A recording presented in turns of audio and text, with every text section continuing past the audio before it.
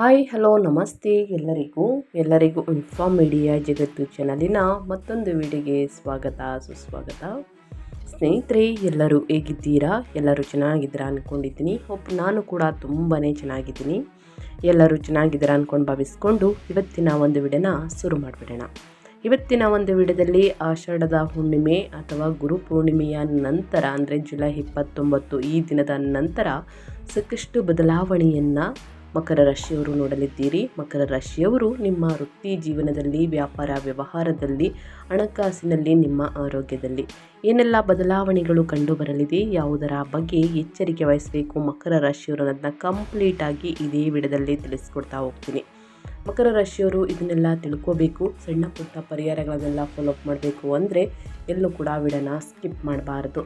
ಅಂದರೆ ವಿಡಿಯೋನ ಕಟ್ ಮಾಡಿ ಓಡಿಸ್ಕೊಂಡೋಗಿ ನೋಡ್ತೀನಿ ಅಂದರೆ ಫುಲ್ ಇನ್ಫಾರ್ಮೇಷನ್ ಅರ್ಥ ಆಗಲ್ಲ.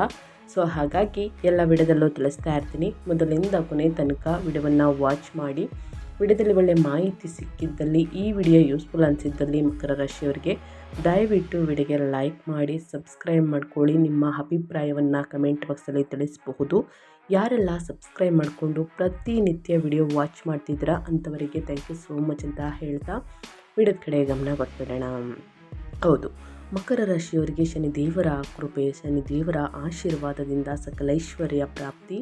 ಯಾವುದರ ಬಗ್ಗೆ ಎಚ್ಚರಿಕೆ ವಹಿಸಬೇಕು ಅನ್ನೋದನ್ನ ಕಂಪ್ಲೀಟಾಗಿ ತಿಳಿಸ್ಕೊಡ್ತೀನಿ. ಆ ವಿಚಾರದ ಬಗ್ಗೆ ಬಹಳಷ್ಟು ಎಚ್ಚರಿಕೆ ವಹಿಸಿ ಸ್ನೇಹಿತರೆ, ಮುಂದಿನ ದಿನಗಳು ಸುಗಮವಾಗಲಿದೆ ಅಂತಲೇ ಹೇಳಬಹುದು. ಮಕರ ರಾಶಿಯವರಿಗೆ ಜುಲೈ 29 ನಂತರ ಅಂದರೆ ಆಷಾಢದ ಹುಣ್ಣಿಮೆ ನಂತರ ನಿಮ್ಮ ಮೇಲೆ ಶನಿ ಆಶೀರ್ವಾದ, ಸಕಲೈಶ್ವರ್ಯ ಪ್ರಾಪ್ತಿ ಅಂತಲೇ ಹೇಳ್ಬೋದು. ಏಕೆಂದರೆ ಸ್ನೇಹಿತರೆ, ಈ ತಿಂಗಳಿನಿಂದ ಸಾಕಷ್ಟು ಔದ್ಯೋಗಿಕ ಕ್ಷೇತ್ರದಲ್ಲಿರುವವರ ಬೆಳವಣಿಗೆ ಹೇಗಿರಲಿದೆ, ವಿದ್ಯಾರ್ಥಿಗಳಿಗೆ ಶುಭದಾಯಕವೇ, ವ್ಯಾಪಾರಸ್ಥರಿಗೆ ಜ್ಯೋತಿಷ್ಯದ ದುಃಸೂಚಿ ಹೇಗಿದೆ, ಕೌಟುಂಬಿಕ ಜೀವನ ಹೇಗಿರಲಿದೆ, ನಿಮ್ಮ ಆರೋಗ್ಯದಲ್ಲಿ ಏನೆಲ್ಲ ಬದಲಾವಣೆಗಳು ಕಂಡು ಬರಲಿದೆ, ಆರ್ಥಿಕ ಸ್ಥಿತಿಯಲ್ಲಿ ಶುಭ ಫಲಗಳು ಇದೆಯಾ ಎನ್ನುವ ಬಗ್ಗೆ ಸಂಪೂರ್ಣ ಮಾಹಿತಿ ಇದೇ ವಿಡಿಯೋದಲ್ಲಿ ಇದೆ ಅಂತಲೇ ಹೇಳ್ಬೋದು.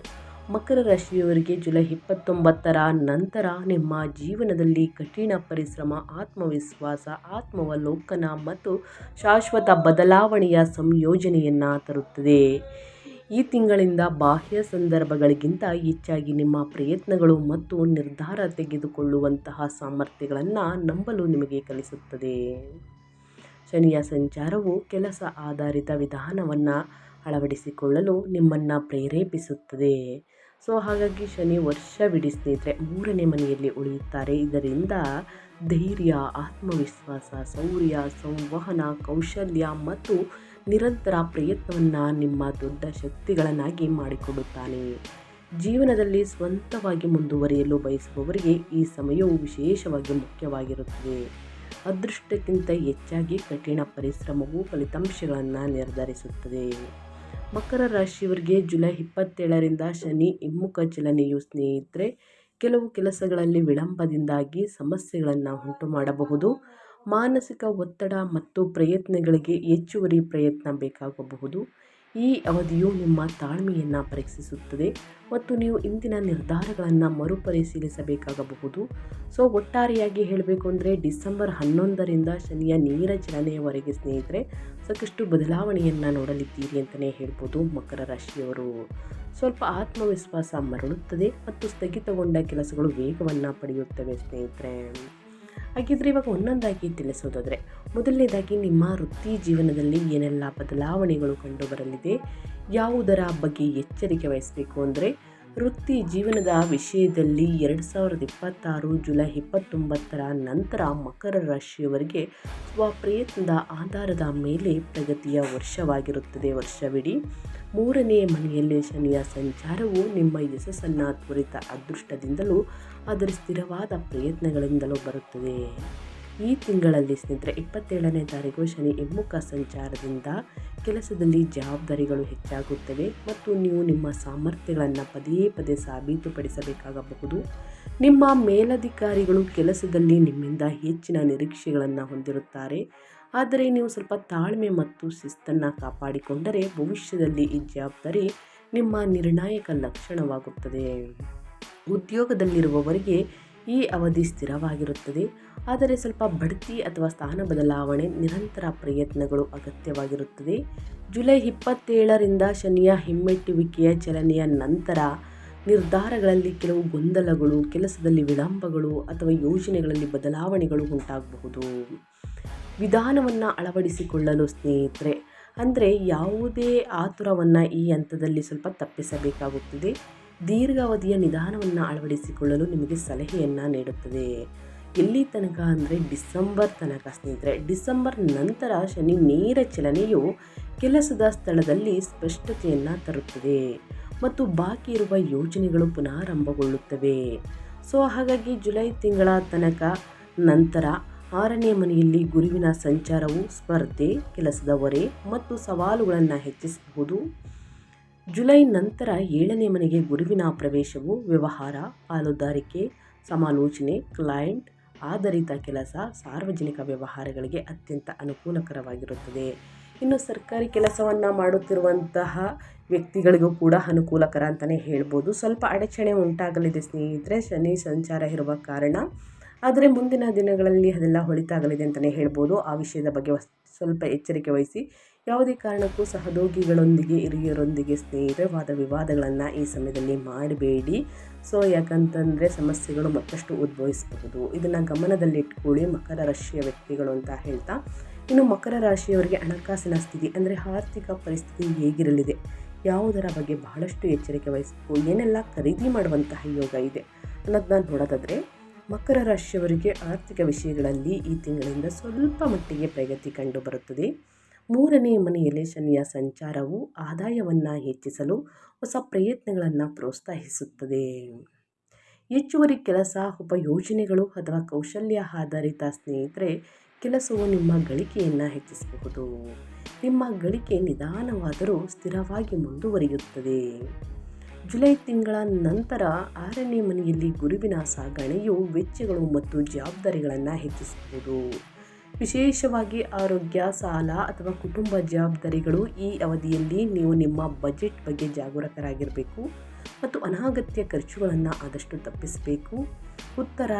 ವರ್ಷದ ಉತ್ತರಾರ್ಧದಲ್ಲಿ ಗುರುವಿನ 7ನೇ ಮನೆಗೆ ಪ್ರವೇಶವು ಆರ್ಥಿಕ ಪ್ರಗತಿಯನ್ನು ತರುತ್ತದೆ. ಪಾಲುದಾರಿಕೆಗಳು ಮತ್ತು ವ್ಯವಹಾರ ಒಪ್ಪಂದಗಳು ಪ್ರಯೋಜನಕಾರಿಯಾಗಬಹುದು.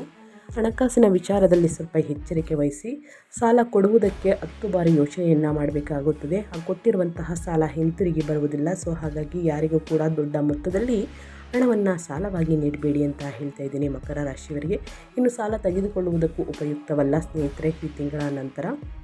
ಜೊತೆಗೆ ಮನೆಗೆ ಬೇಕಾಗಿರುವಂತಹ ವಸ್ತುಗಳನ್ನು ಖರೀದಿ ಮಾಡುವುದಕ್ಕೆ ಮುಂದಾಗಲಿದ್ದೀರಿ. ಖರೀದಿ ಮಾಡಿ, ಅದು ಮುಂದಿನ ದಿನಗಳಲ್ಲಿ ಯೂಸ್ ಆಗುತ್ತೆ ಅಂದರೆ ಮಾತ್ರ ಖರೀದಿ ಮಾಡಿ. ಅನಗತ್ಯ ಖರ್ಚುಗಳನ್ನು ಮಾಡಬೇಡಿ. ಅಷ್ಟು ಉಳಿತಾಯವನ್ನು ಮಾಡಿಟ್ಕೊಳ್ಳಿ ಸ್ನೇಹಿತರೆ. ಮುಂದಿನ ದಿನಗಳಲ್ಲಿ ಹಣಕಾಸಿನ ಪ್ರಾಬ್ಲಮ್ ಎದುರಾದರೆ ಇದು ಸರಿಯಾಗುತ್ತೆ ಅಂತಲೇ ಹೇಳ್ಬೋದು. ನೀವೇನು ಉಳಿತಾಯ ಮಾಡಿರ್ತೀರ ಅದು ಸರಿಯಾಗಲಿದೆ. ಹಾಗಾಗಿ ಇದನ್ನು ಗಮನಕ್ಕೆ ತಗೊಂಡು ಉಳಿತಾಯವನ್ನು ಮಾಡಿ, ಹೂಡಿಕೆಯನ್ನು ಮಾಡಿ, ಲಾಭ ಇರಲಿದೆ ಮುಂದಿನ ದಿನಗಳಲ್ಲಿ. ಇನ್ನು ಅದೇ ರೀತಿ ಸ್ನೇಹಿತರೆ ನಿಮ್ಮ ವೈವಾಹಿಕ ಪ್ರೇಮ ಜೀವನದ ಬಗ್ಗೆ ಹೇಳೋದಾದರೆ, ಕುಟುಂಬದ ಬಗ್ಗೆ ಹೇಳೋದಾದರೆ ಏನೆಲ್ಲ ಬದಲಾವಣೆಯನ್ನು ಗ್ರಹಗಳು ಸೂಚಿಸಲಿದೆ, ಯಾವುದರ ಬಗ್ಗೆ ಎಚ್ಚರಿಕೆ ವಹಿಸಬೇಕು ಅಂದರೆ, ನಿಮ್ಮ ವೈವಾಹಿಕ ಜೀವನಕ್ಕೆ ತುಂಬ ಒಳ್ಳೆಯದಾಗಿರುತ್ತದೆ. ನಿಮ್ಮ ಸಂಗಾತಿಯ ನಡುವೆ ತಿಳುವಳಿಕೆ ಇರುತ್ತದೆ. ಪ್ರತಿಯೊಂದು ಸಂದರ್ಭದಲ್ಲೂ ನಿಮ್ಮ ಜೀವನ ಸಂಗಾತಿಯು ನಿಮ್ಮ ಹಿಂದೆ ನಿಲ್ಲುತ್ತಾರೆ. ವರ್ಷದ ದ್ವಿತೀಯಾರ್ಧದಲ್ಲಿ ಅಂತಂದರೆ ಜೂನ್ ಜುಲೈ ತಿಂಗಳಲ್ಲಿ ವೈವಾಹಿಕ ಜೀವನದಲ್ಲಿ ವಿಶೇಷವಾದ ಏನೋ ಗೋಚರಿಸುವುದಿಲ್ಲ, ಆದರೆ ಸಂತೋಷದ ಬಣ್ಣಗಳು ಅದರಲ್ಲಿ ಬೆರೆಯುತ್ತವೆ. ನಿಮ್ಮ ಸಂಗಾತಿಯಿಂದ ನೀವು ಕೆಲವು ರೀತಿಯ ಪ್ರಯೋಜನವನ್ನು ಪಡೆಯುತ್ತೀರಿ. ಅವರ ಮೂಲಕ ನೀವು ಕೆಲವು ಒಳ್ಳೆಯ ಸುದ್ದಿಗಳನ್ನು ಪಡೆಯಬಹುದು. ಆದರೆ ಈ ಸಮಯದಲ್ಲಿ ಅವರ ಆರೋಗ್ಯದ ಬಗ್ಗೆ ಸಂಪೂರ್ಣ ಕಾಳಜಿ ವಹಿಸಬೇಕಾಗುತ್ತದೆ. ಮಕ್ಕಳು ನಿಮ್ಮ ಸಂತೋಷಕ್ಕೆ ಕಾರಣರಾಗುತ್ತಾರೆ. ಮಕ್ಕಳು ತಮ್ಮ ಅಧ್ಯಯನದಲ್ಲಿ ಉತ್ತಮವಾಗಿ ಕಾರ್ಯನಿರ್ವಹಿಸುತ್ತಾರೆ. ನಿಮ್ಮ ಸಂಗಾತಿಗೆ ವೈವಾಹಿಕ ಜೀವನವನ್ನು ಸಂತೋಷವಾಗಿಡಲು ಸಾಕಷ್ಟು ಸಮಯವನ್ನು ನೀಡಿ ಸ್ನೇಹಿತರೆ. ಏಕೆಂದರೆ ನಿಮ್ಮಿಬ್ಬರ ನಡುವೆ ಒಂದು ಸಂತೋಷ, ನೆಮ್ಮದಿ, ಬಾಂಧವ್ಯ ಇದ್ದಲ್ಲಿ ಮನೆಯಲ್ಲೂ ಕೂಡ ಯಾವುದೇ ಸಮಸ್ಯೆಗಳು ಬಂದರೂ ಬಗೆಹರಿಸುವಂತಹ ಧೈರ್ಯ ನಿಮಗಿರುತ್ತದೆ. ಹಾಗಾಗಿ ಆದಷ್ಟು ಮನಸ್ತಾಪಗಳನ್ನು ಮಾಡ್ಕೋಬೇಡಿ. ಸಣ್ಣ ಪುಟ್ಟ ವಾದ ವಿವಾದಗಳು ಬಂದರೆ ಅಲ್ಲೇ ಬಗೆಹರಿಸ್ಕೊಳ್ಳಿ. ಇನ್ನು ಪ್ರೇಮ ಜೀವನದ ಬಗ್ಗೆ ಹೇಳೋದಾದರೆ, ಮಕರ ರಾಶಿಯವರಿಗೆ ಪ್ರೀತಿ ಮತ್ತು ಕುಟುಂಬ ವಿಷಯಗಳಲ್ಲಿ ಸಂಯಮ, ತಿಳುವಳಿಕೆ, ಭಾವನಾತ್ಮಕ ಪರಿಪಕ್ವತೆಯನ್ನು ಬಯಸುತ್ತದೆ. ರಾಹು ವರ್ಷದ ಬಹುಪಾಲು 2ನೇ ಮನೆಯಲ್ಲಿ ಮತ್ತು ಕೇತು 8ನೇ ಮನೆಯಲ್ಲೇ ಇದ್ದೇ ಇರುತ್ತಾರೆ. ಕುಟುಂಬ ಸಂವಹನ, ಮಾತು ಮತ್ತು ಭಾವನಾತ್ಮಕ ಸ್ಥಿರತೆಗೆ ವಿಶೇಷ ಗಮನ ನೀಡಬೇಕಾಗುತ್ತದೆ. ಯಾವುದೇ ಕಠಿಣ ಮಾತುಗಳು ಅಥವಾ ತಪ್ಪು ಗ್ರಹಿಕೆಗಳು ಸಂಬಂಧಗಳಲ್ಲಿ ಅಂತರವನ್ನು ಉಂಟು ಮಾಡಬಹುದು. ವಿವಾಹಿತ ವ್ಯಕ್ತಿಗಳಿಗೆ ಈ ಸಂಬಂಧಗಳನ್ನು ಗಾಢವಾಗಿಸಲು ಅವಕಾಶಗಳನ್ನು ನೀಡುತ್ತದೆ. ಅವರು ಸಂವಹನ ಮತ್ತು ನಂಬಿಕೆಯನ್ನು ಮಾಡಿಕೊಳ್ಳುತ್ತಾರೆ. ಪ್ರೇಮ ಸಂಬಂಧಗಳಲ್ಲಿಯೂ ಸಹ ಪ್ರಾಮಾಣಿಕತೆ ಮತ್ತು ಭಾವನಾತ್ಮಕ ಸಂಪರ್ಕವನ್ನು ನೋಟಕ್ಕಿಂತ ಆದ್ಯತೆ ನೀಡಬೇಕು ಸ್ನೇಹಿತರೆ. ಜುಲೈ 27ರಿಂದ ಡಿಸೆಂಬರ್ 11ನೇ ತನಕ ಸ್ನೇಹಿತರೆ ಶನಿ ಹಿಮ್ಮುಖ ಸಂಚಾರ ಇದೆ. ಆ ಸಮಯದಲ್ಲಿ ಕೂಡ ನಮಗೆ ಡಿಸೆಂಬರ್ 5ರಿಂದ ರಾಹು ಲಗ್ನಕ್ಕೆ ಪ್ರವೇಶವನ್ನು ಮಾಡಲಿದ್ದಾರೆ. ಕೇತು 7ನೇ ಮನೆಗೆ ಪ್ರವೇಶವನ್ನು ಮಾಡಲಿದ್ದಾರೆ. ಸಂಬಂಧಗಳಲ್ಲಿ ಮರುಮೌಲ್ಯ ಮಾಪನದ ಪರಿಸ್ಥಿತಿಯನ್ನು ಸೃಷ್ಟಿಸುತ್ತದೆ. ಈ ಹಂತದಲ್ಲಿ ಯಾವುದೇ ಸಂಬಂಧಗಳು ನಿಮ್ಮ ಜೀವನಕ್ಕೆ ಸ್ಥಿರತೆಯನ್ನು ತರುತ್ತವೆ ಅಂತಲೇ ಹೇಳಬಹುದು. ಯಾವ ಸಂಬಂಧಗಳು ಗೊಂದಲವನ್ನು ಮಾತ್ರ ಸೃಷ್ಟಿಸುತ್ತವೆ ಎಂಬುದನ್ನು ನೀವು ನಿರ್ಧರಿಸುತ್ತೀರಿ. ಒಟ್ಟಾರೆಯಾಗಿ ಹೇಳಬೇಕು ಅಂದರೆ ಈ ವರ್ಷ ಪ್ರೀತಿಯಲ್ಲಿ ಸ್ಥಿರತೆ, ಸ್ಪಷ್ಟತೆ, ಪ್ರಬುದ್ಧ ನಿರ್ಧಾರಗಳನ್ನು ಸೂಚಿಸುತ್ತದೆ. ಯಾರಿಗೆ ಮಕ್ಕಳಾಗಿಲ್ಲ ಅಂಥವರಿಗೆ ಮಕ್ಕಳ ಭಾಗ್ಯ ಇದೆ. ಮಕ್ಕಳ ಮೊಂಡುತನವನ್ನು ನೋಡಿ, ಅವರ ಹಠವನ್ನು ನೋಡಿ ಸ್ನೇಹಿತರೆ ನೀವು ಕಿರಿಕಿರಿಯಾಗಬೇಡಿ. ಅದು ತಾನಾಗಿಯೇ ತಾಳ್ಮೆಯಾಗಲಿದೆ ಅಂತಲೇ ಹೇಳ್ಬೋದು. ಯಾಕಂದರೆ ಇವಾಗ ಗ್ರಹಗಳ ಸಂಚಾರ ಇರುವ ಕಾರಣ ಮಕ್ಕಳು ಸ್ವಲ್ಪ ಹೊರಟುತನದಿಂದ ನಡ್ಕೋತಾರೆ. ಅದನ್ನು ಗಮನದಲ್ಲಿಟ್ಕೊಳ್ಳಿ. ನೀವು ದುಡುಕಿನ ಮಾತುಗಳು, ದುಡುಕಿನ ವಾದ ವಿವಾದಗಳನ್ನು ಬಿಟ್ಬಿಡಿ. ಮನೆಯಲ್ಲಿ ಕೂಡ ಸಣ್ಣ ಪುಟ್ಟ ವಾದ ವಿವಾದಗಳು, ಮನಸ್ತಾಪಗಳು, ಜಗಳಗಳು ಇದ್ದೇ ಇರುತ್ತದೆ. ಅದನ್ನು ಬಗೆಹರಿಸುವುದಕ್ಕೆ ನೋಡಬೇಕಾಗುತ್ತದೆ. ಇನ್ನು ಶಿಕ್ಷಣದ ಬಗ್ಗೆ ಹೇಳೋದಾದರೆ, ಶಿಕ್ಷಣ ಮತ್ತು ಜ್ಞಾನ ಕ್ಷೇತ್ರದಲ್ಲಿ ನಿರಂತರ ಪ್ರಯತ್ನ, ಶಿಸ್ತು ಮತ್ತು ಆತ್ಮವಿಶ್ವಾಸದಿಂದ ಕೂಡಿರುತ್ತದೆ. 3ನೇ ಮನೆಯಲ್ಲಿ ಶನಿಯ ಸಂಚಾರವು ಅಧ್ಯಯನದಲ್ಲಿ ಏಕಾಗ್ರತೆ, ಶ್ರದ್ಧೆ ಮತ್ತು ಸ್ವಯಂ ನಿಯಂತ್ರಣವನ್ನು ಬಲಪಡಿಸುತ್ತದೆ. ಸ್ಪರ್ಧಾತ್ಮಕ ಪರೀಕ್ಷೆಗಳಿಗೆ ತಯಾರಿಯನ್ನು ನಡೆಸುತ್ತಿರುವ ವಿದ್ಯಾರ್ಥಿಗಳು ಜುಲೈ ತಿಂಗಳಿಂದ ವಿಶೇಷವಾಗಿ ಶನಿಯ ಹಿಮ್ಮೆಟ್ಟುವಂತಹ ಅವಧಿಯಲ್ಲಿ ಹೆಚ್ಚು ಶ್ರಮಿಸಬೇಕಾಗುತ್ತದೆ. ಅಂದರೆ ಸ್ವಲ್ಪ ಕಷ್ಟಪಡಬೇಕಾಗುತ್ತದೆ. ಶನಿ ಗ್ರಹ ಸಂಚಾರವನ್ನು ಮಾಡುವ ಕಾರಣ ಅದೇಗೋ ಈ ಹೆಚ್ಚುವರಿ ಪ್ರಯತ್ನದ ಭವಿಷ್ಯದಲ್ಲಿ ಶಾಶ್ವತ ಯಶಸ್ಸಿಗೆ ಅಡಿಪಾಯ ಹಾಕುತ್ತದೆ ಅಂತಲೇ ಹೇಳಬಹುದು. ಜುಲೈ ತಿಂಗಳ ನಂತರ ಗುರುವಿನ 7ನೇ ಮನೆಗೆ ಪ್ರವೇಶವು ಶಿಕ್ಷಕರು, ಮಾರ್ಗದರ್ಶಕರು, ತಂದೆ ತಾಯಿ ಮತ್ತು ಸಲಹೆಗಾರರಿಂದ ಬೆಂಬಲ ತರುತ್ತದೆ. ಉನ್ನತ ಶಿಕ್ಷಣ, ವೃತ್ತಿಪರ ಕೋರ್ಸ್ಗಳು ಮತ್ತು ಕೌಶಲ್ಯ ಅಭಿವೃದ್ಧಿಗೆ ಸಕಾರಾತ್ಮಕ ನಿರ್ದೇಶನವನ್ನು ಒದಗಿಸುತ್ತದೆ ಅಂತಲೇ ಹೇಳಬಹುದು. ನೀವೆಷ್ಟು ಶ್ರಮಪಟ್ಟು, ಎಷ್ಟು ಕಷ್ಟಪಟ್ಟು ಆಸಕ್ತಿಯಿಂದ ಏಕಾಗ್ರತೆಯಿಂದ ಓದ್ತೀರಾ, ತಂದೆ ತಾಯಿ ಹಿರಿಯರಿಗೆ ಗೌರವವನ್ನು ಕೊಟ್ಟು ಅವರ ಮಾತಿನಂತೆ ನೀವು ಪಾಲಿಸಿಕೊಂಡು ಅಧ್ಯಯನದ ಕಡೆ ಗಮನ ಕೊಡ್ತೀರಾ, ಅಷ್ಟು ಉನ್ನತ ಫಲಿತಾಂಶವನ್ನು ನೋಡಲಿದ್ದೀರಿ. ಮನೋರಂಜನೆ ಕಡೆ ಸ್ನೇಹಿತರ ಬಳಗ ಜಾಸ್ತಿಯಾಗಿ ಸ್ನೇಹಿತರೆ ಆ ಕಡೆ ವಾಲಿದ್ರೆ ನಿಮ್ಮ ಅಧ್ಯಯನದಲ್ಲಿ ಸಾಕಷ್ಟು ಸಮಸ್ಯೆಗಳು ಮೂಡಬಹುದು. ಸೊ ಹಾಗಾಗಿ ಆದಷ್ಟು ಅಧ್ಯಯನದ ಕಡೆ ಗಮನ ಕೊಡಿ, ಮನೋರಂಜನೆ ಕಡೆನೂ ಗಮನ ಕೊಡಿ. ಅತಿ ಹೆಚ್ಚಿಗೆ ಅಧ್ಯಯನದ ಕಡೆ ಗಮನ ಕೊಟ್ಟಿದ್ದಲ್ಲಿ ಉನ್ನತ ಫಲಿತಾಂಶ ನಿಮ್ಮದಾಗಲಿದೆ ಅಂತ ಹೇಳ್ತಾ, ಇನ್ನು ಮೇಯ್ನ್ ಆಗಿ ನಿಮ್ಮ ಹೆಲ್ತ್ ಕಡೆ ಬರೋದಾದರೆ, ನಿಮ್ಮ ಆರೋಗ್ಯದಲ್ಲಿ ಏನೆಲ್ಲ ಬದಲಾವಣೆಗಳು ಕಂಡುಬರಲಿದೆ, ಯಾವುದರ ಬಗ್ಗೆ ಎಚ್ಚರಿಕೆ ವಹಿಸಬೇಕು ಅಂದರೆ, ಮಕರ ರಾಶಿಯವರು ಮೊದಲನೇದಾಗಿ ವಾಹನವನ್ನು ಚಾಲನೆ ಮಾಡ್ತಿದ್ರೆ ನಿಧಾನವಾಗಿ ವಾಹನವನ್ನು ಚಾಲನೆ ಮಾಡಿ. ಶನಿ ಹಿಮ್ಮೆಟ್ಟುವ ಸಂಚಾರದ ಸಮಯದಲ್ಲಿ ಸ್ನೇಹಿತರೆ ಆದಷ್ಟು ಗ್ರಹಗಳು ಸಂಚಾರವನ್ನು ಮಾಡುವ ಸಮಯದಲ್ಲಿ ಸಣ್ಣ ಪುಟ್ಟ ಗಾಯಗಳನ್ನು, ಅಪಘಾತಗಳನ್ನು ಸೂಚಿಸುತ್ತಿದೆ. ಟ್ರಾಫಿಕ್ ನಿಯಮಗಳನ್ನು ಕಡ್ಡಾಯವಾಗಿ ಫಾಲೋ ಮಾಡಿ. ಸಂಜೆಯ ಸಮಯ ಮತ್ತು ರಾತ್ರಿಯ ಸಮಯ, ತಡರಾತ್ರಿಯಲ್ಲಿ ಸ್ನೇಹಿತರೆ ಅನಿವಾರ್ಯ ಇದ್ದರೆ ಮಾತ್ರ ವಾಹನವನ್ನು ಚಾಲನೆ ಮಾಡಿ. ಅತಿ ವೇಗ ಹೊಳಿತಲ್ಲ ಅಂತ ಗಮನದಲ್ಲಿಟ್ಕೊಳ್ಳಿ ಮತ್ತು ಟ್ರಾಫಿಕ್ ನಿಯಮಗಳನ್ನು ಕಡ್ಡಾಯವಾಗಿ ಫಾಲೋ ಮಾಡಿ. ಮಕರ ರಾಶಿಯವರಿಗೆ ಆರೋಗ್ಯದ ವಿಷಯಕ್ಕೆ ಬಂದಾಗ ಶಿಸ್ತು ಮತ್ತು ಮಾನಸಿಕ ಸಮತೋಲನದ ಅಗತ್ಯವಿದೆ. ವರ್ಷವಿಡೀ 3ನೇ ಮನೆಯಲ್ಲಿ ಶನಿಯ ಸಂಚಾರವು ನಿಮ್ಮ ಶಕ್ತಿಯನ್ನು ಸ್ಥಿರವಾಗಿರಿಸುತ್ತದೆ. ಜುಲೈ 27ರಿಂದ ಡಿಸೆಂಬರ್ 11ನೇ ತಾರೀಕುವರೆಗೆ ಸ್ನೇಹಿತರೆ ಶನಿಯ ಹಿಮ್ಮೆಟ್ಟುವಂತಹ ಹಂತದಲ್ಲಿ ಆಯಾಸ, ಒತ್ತಡ, ಮಾನಸಿಕ ಒತ್ತಡ ಹೆಚ್ಚಾಗಬಹುದು. ಕೋಪ, ಕಿರಿಕಿರಿ, ಮನಸ್ತಾಪ ಇವೆಲ್ಲವೂ ಕೂಡ ಈ ಸಮಯದಲ್ಲಿ ಹೆಚ್ಚಾಗಬಹುದು. 6ನೇ ಮನೆಯಲ್ಲಿ ಗುರುವಿನ ಸಂಚಾರವು ದೀರ್ಘಕಾಲದ ಕಾಯಿಲೆಗಳು ಅಥವಾ ಜೀವನ ಶೈಲಿಯ ಸಮಸ್ಯೆಗಳನ್ನು ಪರಿಹರಿಸಲು ಸೂಚಿಸುತ್ತದೆ. ಈ ಸಮಯದಲ್ಲಿ ನಿಯಮಿತ ವ್ಯಾಯಾಮ, ಸಮತೋಲಿತ ಆಹಾರ ಮತ್ತು ಸಾಕಷ್ಟು ವಿಶ್ರಾಂತಿ ಅತ್ಯಗತ್ಯ. ವರ್ಷದ ಕೊನೆಯ ತನಕನೂ ರಾಹು ಲಗ್ನಕ್ಕೆ ಪ್ರವೇಶಿಸುವುದರಿಂದ ಮಾನಸಿಕ ಚಡಪಡಿಕೆ ಮತ್ತು ಅಸ್ಥಿರತೆ ಹೆಚ್ಚಾಗಬಹುದು. ಸೊ ಹಾಗಾಗಿ ಒಟ್ಟಾರೆಯಾಗಿ ಏನೆಲ್ಲ ಬದಲಾವಣೆಯನ್ನು ಮಕರ ರಾಶಿಯವರು ಈ ಹುಣ್ಣಿಮೆ ಮುಗಿದ ನಂತರ ನೋಡಲಿದ್ದೀರಿ. ಜೊತೆಗೆ ಶನಿ ಸಂಚಾರ ಹಿಮ್ಮೆಟ್ಟುವಿಕೆ ಇರುವುದರಿಂದ ಏನೆಲ್ಲ ಬದಲಾವಣೆಗಳು ಕಂಡು ಬರಲಿದೆ ಅಂತ ತಿಳಿಸ್ಕೊಟ್ಟಿದ್ದೀನಿ. ಆದಷ್ಟು ಈ ದಿನ ಯಾರೆಲ್ಲ ವಿಡಿಯೋವನ್ನು ನೋಡ್ತಾ ಇರ್ತೀರಾ, ಗುರುಪೂರ್ಣಿಮೆ ಇರುವ ಕಾರಣ ಈ ದಿನ ಸ್ನೇಹಿತರೆ ಬಡ ವಿದ್ಯಾರ್ಥಿಗಳಿಗೆ ಇನ್ನು ವಿದ್ಯಾರ್ಥಿಗಳಿಗೆ, ಅಸಹಾಯಕ ಮಕ್ಕಳಿಗೆ ಸ್ನೇಹಿತರೆ, ಅಂದರೆ ತುಂಬ ತೀರಾ ಬಡ ಮಕ್ಕಳಿಗೆ ಆದಷ್ಟು ಪುಸ್ತಕ, ಪೆನ್ನು, ಬ್ಯಾಗು ಈ ಥರ ಶೈಕ್ಷಣಿಕ ವಸ್ತುಗಳನ್ನು ಆದಷ್ಟು ದಾನ ಮಾಡಿ. ಈ ರೀತಿ ದಾನ ಮಾಡುವುದರಿಂದ ನಿಮ್ಮ ಮಕ್ಕಳಿಗೆ ಅಥವಾ ನಿಮಗೆ ಸ್ನೇಹಿತರೆ ವಿದ್ಯಾಭಿವೃದ್ಧಿಯಾಗಲಿದೆ. ಗುರುಪೂರ್ಣಿಮೆಯ ದಿನ ಇಂದು ಸಂಜೆ ಗಣೇಶನಿಗೆ ಪೂಜೆ ಸಲ್ಲಿಸಿ ಬಡ ವಿದ್ಯಾರ್ಥಿಗಳಿಗೆ, ಬಡವರಿಗೆ, ನಿರ್ಗತಿಕರಿಗೆ, ಅಸಹಾಯಕರಿಗೆ ಸಿಹಿಯನ್ನು ಹಂಚಿ, ಹಳದಿ ಬಣ್ಣದ ಸಿಹಿಯನ್ನು ಹಂಚುವುದರಿಂದಲೂ ಕೂಡ ಒಳಿತಾಗಲಿದೆ. ಆದಷ್ಟು ಈ ದಿನ ಮಾಡೋದಕ್ಕೆ ಆಗಲಿಲ್ಲ ಅಂದರೆ ಬುಧವಾರದ ದಿನ ಮಾಡಿ ಮಕರ ರಾಶಿಯವರು. ಇನ್ನು ಶನಿ ದೇವರಿಗೆ ಎಳ್ಳೆಣ್ಣೆಯಿಂದ ಶನಿವಾರ ತೈಲಾಭಿಷೇಕವನ್ನು ಮಾಡಿಸಿ ಬಡ ವಿದ್ಯಾರ್ಥಿಗಳಿಗೆ, ಬಡವರಿಗೆ, ಆದಷ್ಟು ಅಸಹಾಯಕರಿಗೆ ಕಪ್ಪು ಬಟ್ಟೆ, ಕಪ್ಪು ಎಳ್ಳು, ಸಾಸಿವೆ ಎಣ್ಣೆಯನ್ನು ದಾನ ಮಾಡಿ ಅಂತ ಹೇಳ್ತಾ ನಾನು ವಿಡಿಯೋವನ್ನು ಎಂಡ್ ಮಾಡ್ತಾ ಇದ್ದೀನಿ.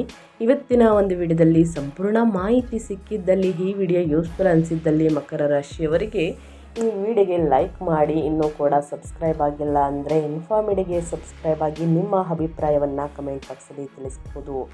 ಯಾರೆಲ್ಲ ಸಬ್ಸ್ಕ್ರೈಬ್ ಮಾಡಿಕೊಂಡು ಪ್ರತಿನಿತ್ಯ ವಿಡಿಯೋ ವಾಚ್ ಮಾಡ್ತಿದ್ದೀರಾ ಸ್ನೇಹಿತರೆ, ಅಂಥವರಿಗೆ ಥ್ಯಾಂಕ್ ಯು ಸೋ ಮಚ್ ಅಂತ ಹೇಳ್ತಾ, ನಿಮಗೂ ಮತ್ತು ನಿಮ್ಮ ಕುಟುಂಬಕ್ಕೆ ತುಂಬಾ ಒಳ್ಳೆಯದಾಗಲಿ, ಶನಿದೇವರ ಆಶೀರ್ವಾದ ನಿಮ್ಮ ಮೇಲಿರಲಿ ಅಂತ ಹೇಳ್ತಾ ಥ್ಯಾಂಕ್ ಯು ಫಾರ್ ವಾಚಿಂಗ್.